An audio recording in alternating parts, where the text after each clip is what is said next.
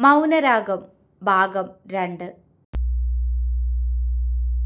തൂണിൽ ചാരി നിന്ന് സിഗരറ്റ് വലിക്കുകയാണ് മഹി. അവളുടെ നിറഞ്ഞ കണ്ണുകൾ അവനെ വേദനിപ്പിച്ചുകൊണ്ടിരുന്നു.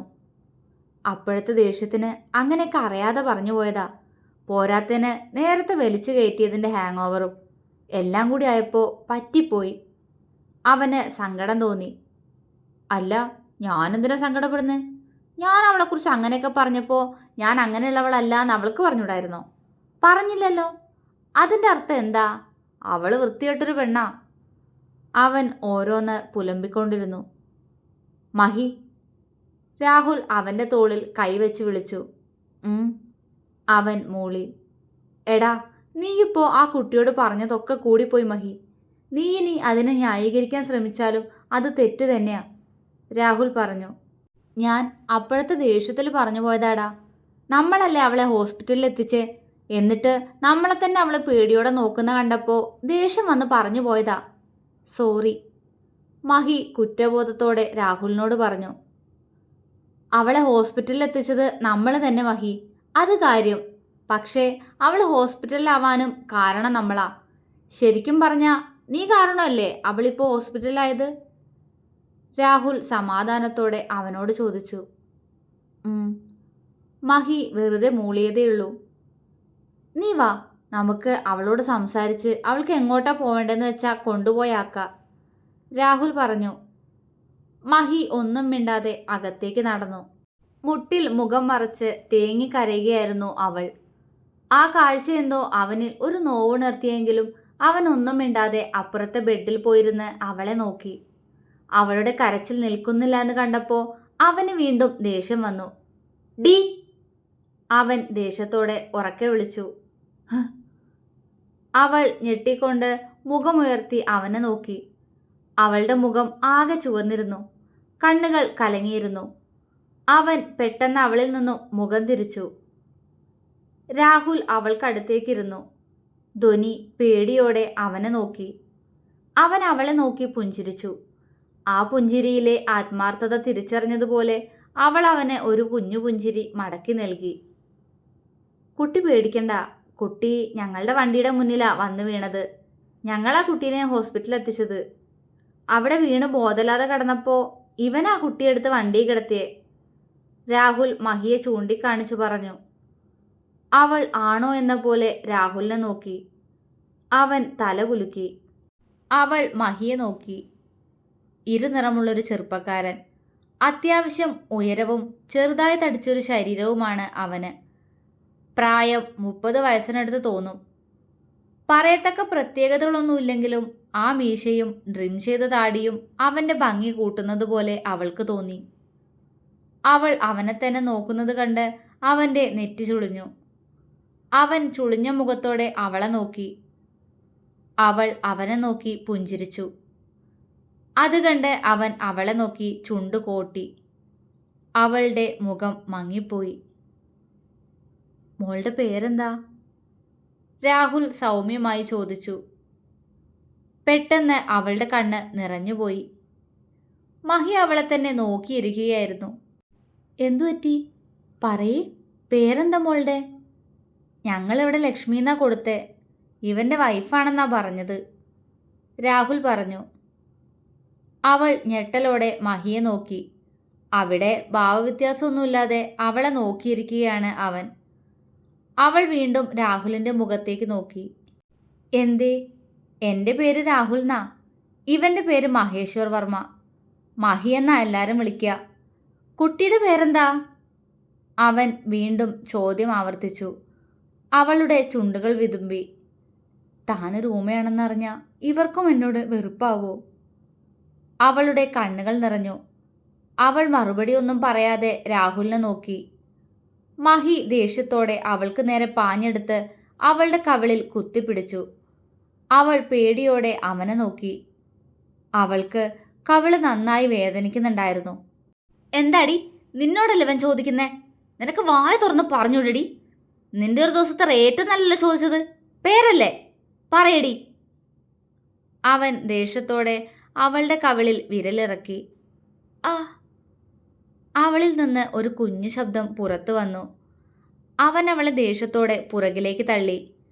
അപ്പോഴേക്കും രാഹുൽ അവളെ താങ്ങി. നിനക്കെന്താ മഹി? ഞാൻ പറഞ്ഞത് മറന്നോടെ പുല്ലേ നീ? രാഹുൽ ദേഷ്യത്തോടെ മഹിയോട് ചോദിച്ചുകൊണ്ട് അവളെ നോക്കി. കുട്ടി, ഞങ്ങൾക്ക് കുട്ടിയുടെ വിവരങ്ങൾ അറിഞ്ഞാലേ തന്നെ അവിടെ കൊണ്ടുപോയി ആക്കാൻ പറ്റൂ. പറയേ. ഇത്തവണ രാഹുലിൻ്റെ ശബ്ദത്തിലും ഗൗരവം നിറഞ്ഞു. അവൾ അവനെ നോക്കി. അവൾ കൈകൊണ്ടും വായുകൊണ്ടും എന്തോ പറയാൻ ശ്രമിച്ചുകൊണ്ടിരുന്നു.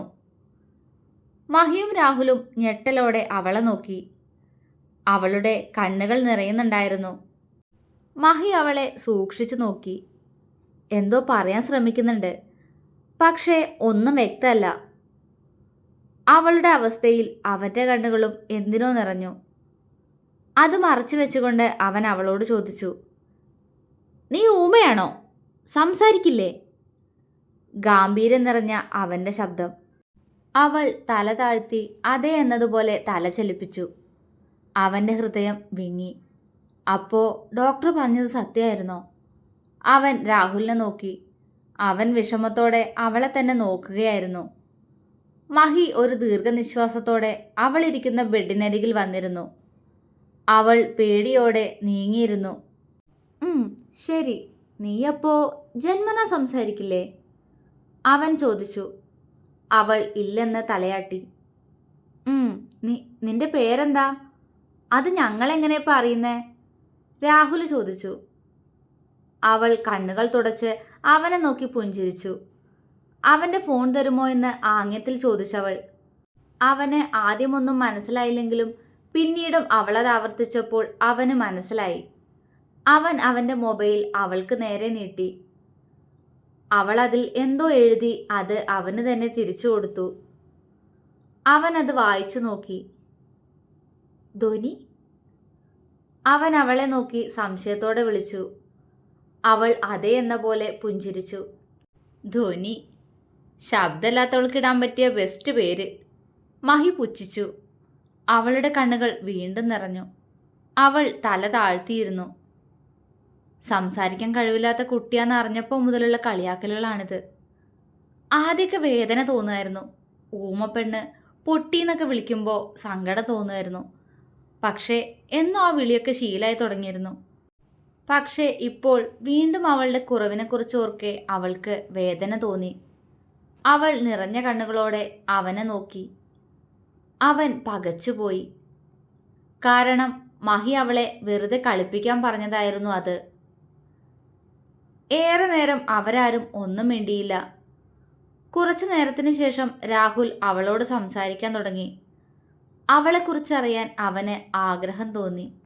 പറയും മോളെ, എൻ്റെ സ്വന്തം അനിയത്തിയെ പോലെ കണ്ട ഏട്ടൻ ചോദിക്കുന്നേ. മോള് പറയുന്നതൊന്നും ഞങ്ങൾക്ക് മനസ്സിലാവുന്നില്ലല്ലോ. അവൾ എന്തോ പറഞ്ഞത് മനസ്സിലാവാതെ രാഹുൽ പറഞ്ഞു. അവൾ അവൻ്റെ മൊബൈൽ വാങ്ങി അവളുടെ ജീവിതം അതിൽ എഴുതി തുടങ്ങി. ഇടയ്ക്കിടയ്ക്ക് ഒരു തേങ്ങലോടെ മുഖം തുടയ്ക്കുന്ന അവൾ അവർക്കൊരു വേദനയായി. കുറച്ച് സമയത്തിന് ശേഷം അവൾ മൊബൈല് അവന് തിരികെ നൽകി. രാഹുൽ മഹിക്കടുത്തേക്കിരുന്ന് അത് വായിക്കാൻ തുടങ്ങി. അവൾ കണ്ണുകൾ തുടച്ചുകൊണ്ട് ചുമരിലേക്ക് ചാരി കണ്ണടച്ചിരുന്നു. അച്ഛനും അമ്മയും പ്രണയിച്ച് വിവാഹം കഴിച്ചവരാണ്.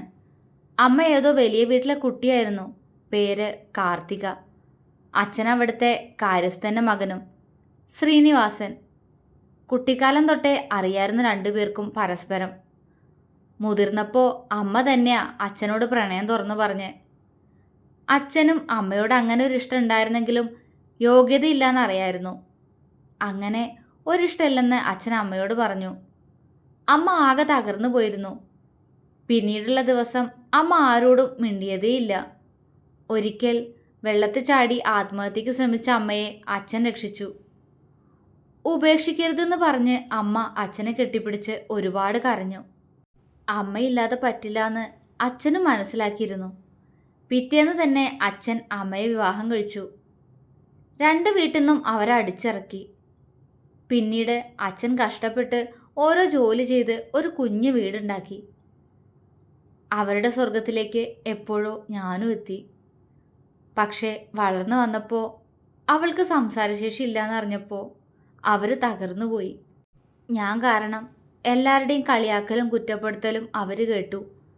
അതിനിടയിൽ അച്ഛൻ്റെ വീട്ടുകാരൊരുമിച്ചു. അമ്മയുടെ വീട്ടുകാർ മാത്രം വാശിയിലായിരുന്നു. എല്ലാവരും ഊമയെന്ന് വിളിക്കുമ്പോൾ വേദന തോന്നിയിരുന്നു. അപ്പോഴൊക്കെ അച്ഛൻ എന്നെ ചേർത്ത് പിടിച്ച് പറയും, ഇവൾക്ക് വേണ്ടി സംസാരിക്കാൻ ഇവളുടെ പാതിയാവാൻ ഒരുവൻ വരൂന്ന്. 20 വയസ്സ് വരെ സന്തോഷം തന്നെയായിരുന്നു. ഒരിക്കൽ കോളേജ് വിട്ട് മടങ്ങിയെത്തിയ എന്നെ വരവേറ്റത് ജീവനില്ലാത്ത എൻ്റെ അച്ഛൻ്റെയും അമ്മയുടെയും ശരീരം തകർന്നു പോയി. ഞാനും മരിച്ചിരുന്നെങ്കിന്ന് ഒരു മാത്ര ആഗ്രഹിച്ചു പോയി. തന്നെ ആ വീട്ടിൽ തനിച്ചാക്കി അവർ പോയി, എന്നേക്കുമായി. 2 ദിവസത്തിന് ശേഷം കുടുംബക്കാർ മടങ്ങിപ്പോയി തുടങ്ങി. വന്നിരുന്നു അമ്മയുടെ വീട്ടുകാരും. അപ്പോൾ തന്നെ മടങ്ങി.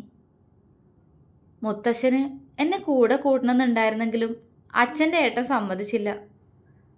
നിസ്സഹായരായി മുത്തശ്ശനും മുത്തശ്ശിയും മടങ്ങി. രാത്രി ഉറങ്ങാൻ പേടിയായിരുന്നു. എൻ്റെ അച്ഛനും അമ്മയില്ലാതെ ഞാനെങ്ങനെ? പൊട്ടിക്കരഞ്ഞുപോയി. കണ്ണുകൾ ഏതോ നിമിഷം അടഞ്ഞുപോയി. എന്തോ ശബ്ദം കേട്ട് കണ്ണു തുറന്നു. ചുറ്റും ഇരുട്ട്. വാതിലിൽ ആരോ തട്ടുന്നു. പേടിയോടെ വാതിലിനരികിൽ ചെന്ന് നിന്നു. ആരാന്ന് പോലും ചോദിക്കാൻ കഴിയാതെ താനവിടെ. പെട്ടെന്ന് വാതിലാരോ ചവിട്ടി തുറന്നു. മുന്നിൽ കഴുകൻ കണ്ണുകളായിട്ട് അവര്. അതെ, അമ്മയുടെ ഏട്ടൻ്റെ മക്കള്. കണ്ടാൽ തന്നെ പേടി തോന്നുന്ന മുഖവും ശരീരവും. പേടിച്ചു പോയി ഞാൻ. ധ്വനി ആ നിമിഷം ഒന്ന് ആലോചിച്ചു. ആ, അങ്ങനെ അങ്ങ് പോവല്ലേ മോളെ, ഞങ്ങൾ മോളെ കാണാനല്ലേ വന്നത്. ഞാൻ കാർത്തിക്, ഇവൻ കൃഷ്ണ. അവരിൽ ഒരാൾ അവളെ ഒഴിഞ്ഞു നോക്കിക്കൊണ്ട് പറഞ്ഞു. അവൾ വിറയ്ക്കാൻ തുടങ്ങി. ഒരുത്തൻ അവളുടെ കയ്യിൽ കയറി പിടിച്ചു. പേടിയോടെ അവൾ കൈ കുടയാൻ ശ്രമിച്ചു. സാധിക്കുന്നില്ല. അവൻ്റെ നോട്ടം അവളുടെ മാറിലേക്കാണ്. അവൾക്ക് ഭയം തോന്നി. ഞൊടിയിടയിൽ അവൻ അവളുടെ ധാവണിയുടെ ദുപ്പട്ട വലിച്ചൂരി അവളുടെ ശരീരത്തിലേക്ക് കൊതിയോടെ നോക്കി.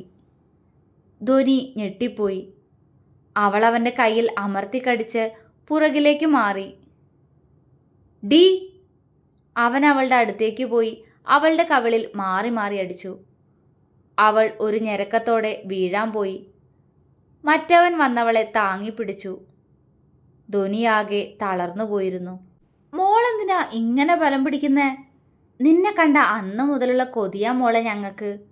നിനക്ക് വേണ്ടിയല്ലേ ഞങ്ങൾ നിന്റെ അച്ഛനെയും അമ്മയും ഒരു ആക്സിഡൻറ്റിൻ്റെ രൂപത്തിൽ ഇല്ലാതാക്കിയത്. അതിലൊരുവൻ പറഞ്ഞു. അവൾ ഞെട്ടി. അവളുടെ കണ്ണുകൾ നിറഞ്ഞു. അവൾ പകപ്പോടെ അവരെ നോക്കി. സത്യ, നിനക്ക് മിണ്ടാൻ കഴിയില്ലെന്നല്ലേ ഉള്ളൂ. അത് സാരല്ല, ബാക്കിയെല്ലാം നല്ല മുഴുത്ത മാമ്പഴം പോലെ ഇരിക്കുകയല്ലേ. അവൻ അവളെ അടിമുടി ഉഴിഞ്ഞു നോക്കി. അവൾ ഭയത്തോടെ അവളുടെ മാറുകളെ കൈകൊണ്ട് മറച്ചു പിടിച്ചു. അവളുടെ അച്ഛനെയും അമ്മയും കൊന്നത് അവരാണെന്നത് അവൾക്ക് വിശ്വസിക്കാൻ കഴിയുന്നില്ലായിരുന്നു. അവളുടെ കണ്ണുകൾ നിറഞ്ഞൊഴുകി. പക്ഷേ ഇതൊന്നും നിന്റെ അമ്മയുടെ തന്തയ്ക്കും എൻ്റെ തന്തയ്ക്കൊന്നും അറിയില്ല കേട്ടോ. അവൻ വേഗം അവളെ കെട്ടിപ്പുണർന്നു. അവൾ പേടി കൊണ്ട് വിറച്ചു. പെട്ടെന്ന് അവനെ തള്ളി മാറ്റി അവൾ. എനിക്ക് വേണം നിന്നെ, കൊതി തീരുവോളം. പിന്നെ എൻ്റെ അനിയനും. എല്ലാം കഴിഞ്ഞ് നീ ബാക്കിയുണ്ടെങ്കിൽ അവന്മാർക്കും, അവൻ അവളോട് പറഞ്ഞു.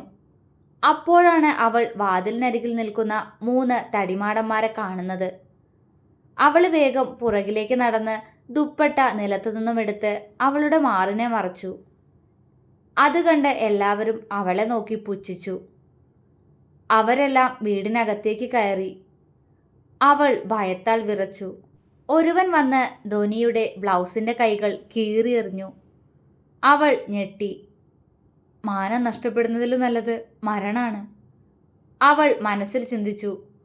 പെട്ടെന്ന് കിട്ടിയ ധൈര്യത്തിൽ അവൾ അയാളെ തള്ളിമാറ്റി മറ്റവൻ്റെ കയ്യിലുള്ള കത്തി പിടിച്ചു വാങ്ങി അയാളുടെ കയ്യിൽ വെട്ടി. എല്ലാവരും ഒരു നിമിഷം ഞെട്ടിപ്പോയി.